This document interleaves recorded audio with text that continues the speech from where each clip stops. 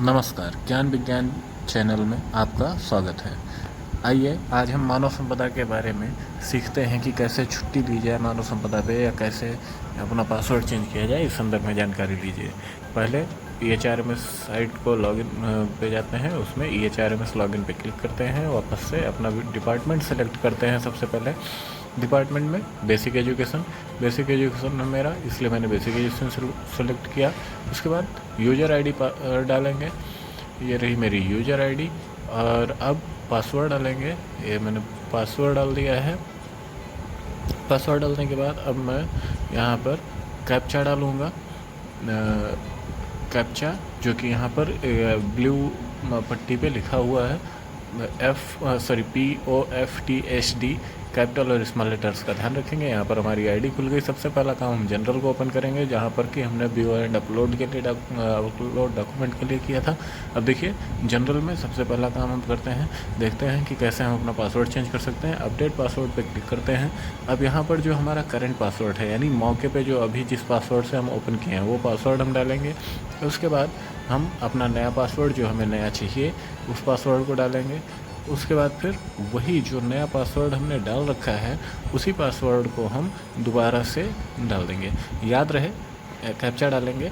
याद रहे कि नए जो आप पासवर्ड बना रहे हैं उसमें capital letter, small letter, symbol और नंबर ज़रूर हों। अब यहाँ पर कैप्चा डालकर हम इसको सेव कर लेंगे।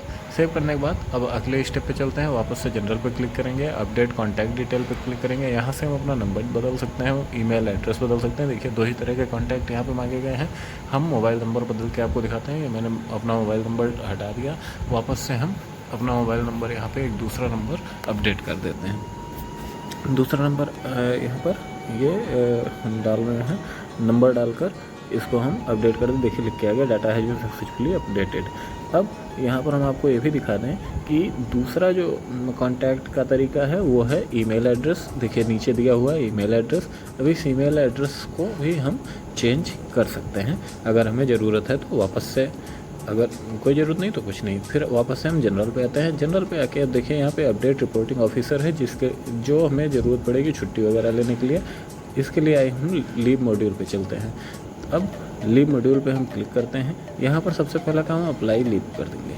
हम चूँकि ये ऑफिसर सेलेक्ट कर चुके हैं, इसलिए हमारे पास जो पेज खुलेगा वो कुछ डिफरेंट होगा, लेकिन आपको मैं हेल्प कर दूंगा, बता दूंगा।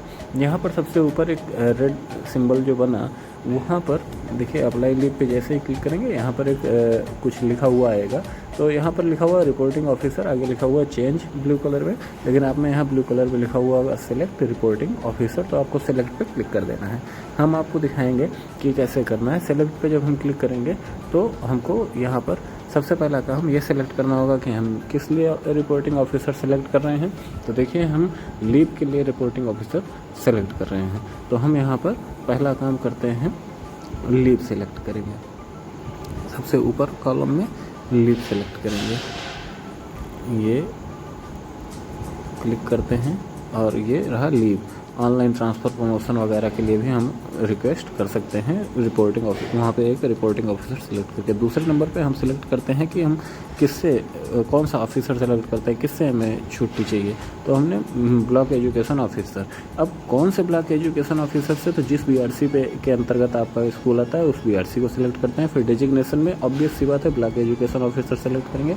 उसके तुरंत बाद हम सेलेक्ट करते हैं, नाम आ जाएगा ब्लॉक एजुकेशन ऑफिसर का उनके EHRMS कोड के साथ, उसको हम डाल के लिखते हैं, वहाँ पे ओके कर देते हैं जहाँ पर लिख के आ रहा है आर यू श्योर।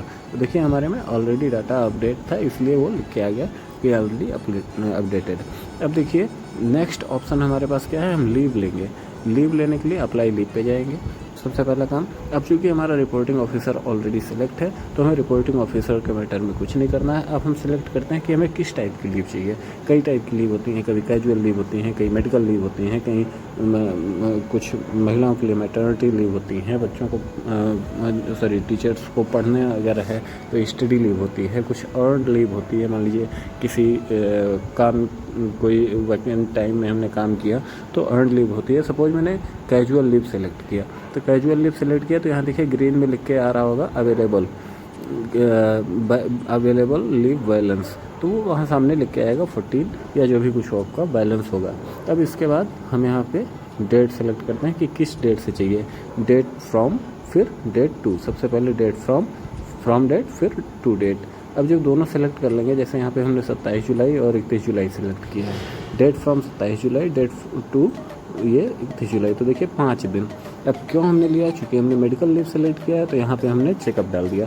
ऑब्वियस सी बात है यार, हम चेकअप कराने के लिए मेडिकल लीव लेंगे या मेडिकल लीव लेंगे हम पेशेंट होंगे तब। उसके बाद लिख रखा है एड्रेस ड्यूरिंग लीव, जिस लीव के दौरान आप कहाँ मिलेंगे। भाई मेडिकल लीव लिए हो तो आप अस्पताल में मिलोगे, इसमें कोई सोचने वाली बात थोड़े ना है। या कैजुअल लीव लिए हो तो आपको कोई परेशानी होगी, कोई काम होगा इसलिए आप लीव लिए हैं, तो आप उस करस्पॉन्डिंग एड्रेस पे होंगे। चलिए दूसरा चीज़ देखते हैं। यहाँ पर अब हमारे पास बैलेंस कितना है, कितनी छुट्टियाँ बची, तो वापस से लीव मॉड्यूल पे गए, वहाँ पे व्यू बैलेंस पे क्लिक करते हैं, हमारा पूरा डिटेल खुल के आ गया। अब ये जो डिटेल आया है, यहाँ पर हम क्या करते हैं, लीव देख लेते हैं कि कितना है हमारे पास। कैजुअल लीव में मैक्सिमम इतने हैं, अर्न इतने हैं, बैलेंस इतना है, अवेल्ड इतना है। अवेल्ड 0 है हमारे पास क्योंकि हमने कोई लीव नहीं है। ये बंद करो यार ये गाना। इसके बाद फिर आगे बढ़ते चलते हैं, अर्नड लीव में है, फिर मतलब ये अलग अलग तरह की लीव हैं। फिर हम आगे देखते हैं कि अगर हम मान लीजिए हमने लीव ले लिया, अब हमको लीव मतलब चाहिए नहीं था, हमने कैंसिल करना है। तो जब हमको कैंसिल करना है तो हम क्या कैंसिल करेंगे, मतलब जब लीव लिए हैं तो उसको कैंसिल करेंगे। तो कैंसिल लीव पे जाएंगे, कहाँ जाना है, लीव मॉड्यूल पे जाएंगे, कैंसिल लीव पे जाएंगे।